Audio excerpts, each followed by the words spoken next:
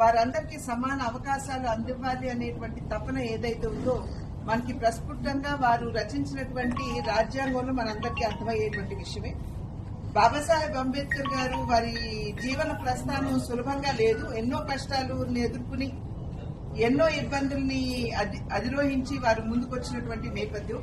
బాల్యం నుండి కూడా వివక్షకి గురై వారు చూసినటువంటి కష్టాలు ఏవైతే ఉన్నాయో అది సమాజంలో ఎవరూ కూడా అనుభవించకూడదు అనేటువంటి ఆలోచన, గట్టి సంకల్పం వారికి ఉన్నటువంటి సందర్భంలో వారు వాటన్నిటినీ కూడా రంగరించి మన రాజ్యాంగంలో పొందుపరిచి ఇవాళ మనం ఒక ప్రజాస్వామ్య వ్యవస్థగా లౌకికవాదం, పటిష్టమైనటువంటి లౌకికవాదంతో ముందుకు వెళ్తున్నామంటే అది బాబాసాహెబ్ అంబేద్కర్ గారి స్ఫూర్తి అని చెప్పి మనం అందరం కూడా గమనించాలి.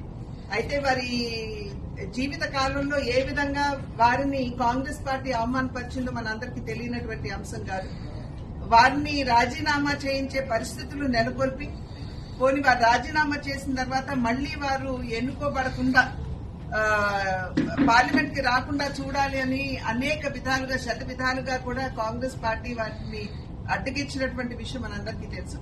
అయితే నిజమైనటువంటి వారసులు సాధారణంగా ఎవరంటే రక్తం పంచుకుని పుట్టిన వారు కాదు, కానీ మహనీయుల యొక్క ఆశయాల్ని, సిద్ధాంతాల్ని ముందుకు తీసుకెళ్లగలిగిన వారే నిజమైన వారసులు అని ఏదైతే పెద్దలు తరచూ చెప్తూ ఉంటారో, ఇవాళ చూసినట్లయితే బాబాసాహెబ్ అంబేద్కర్ గారి ఆశయ సిద్ధి కోసం భారతీయ జనతా పార్టీ చేస్తున్నటువంటి కృషి ప్రజలందరూ కూడా గమనిస్తున్నారని చెప్పి మేము భావిస్తున్నాము.